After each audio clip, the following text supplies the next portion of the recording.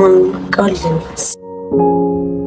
Through the lens I once wore, I saw ungodliness only as a loud rebellion, the notorious thief, the sex worker next door, the chronic university smoker, the hardened criminal.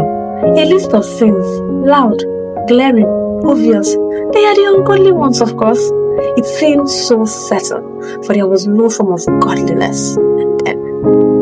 How be it? My lens seldom turns to examine the self. The polished acts we parade as holiness.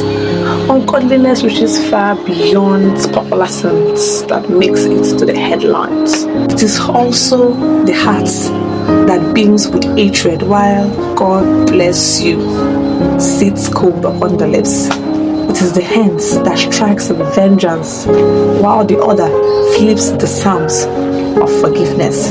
It is the tongue that preaches yet is swift to judge, backbite and abuse others. It is the eyes that looks with lust and are lost in lasciviousness. It is the mind filled with filthy imaginations. It is the way we walk past the broken, the poor, the needy, with our eyes averted, as if to say we no see them.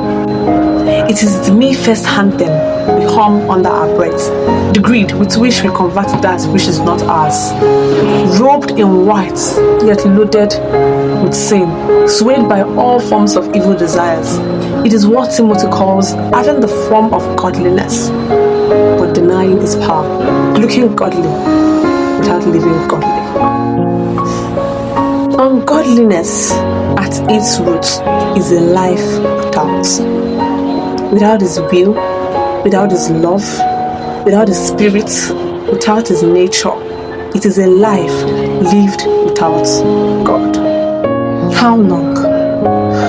For how long, brethren, shall we continue in sin and ungodliness? Oh, we want grace to abound? But God wants us to walk in true godliness, a life not found in highly revered ranks, nor in enviable positions in church, nor through mere human goodness, nor the weight of performative Christianity. Godliness is being godlike. It is doing it the way Jesus would do it.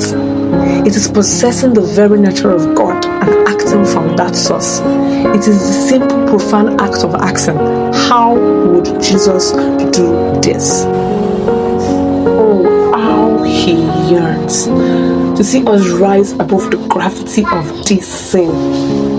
Having offered an undeniable sacrifice for our numerous ungodliness, He waits. Accept Him, and by His Spirit you will be made godly, becoming His child both in name and in character. Through Jesus, be like Jesus and live like Jesus. That is true godliness.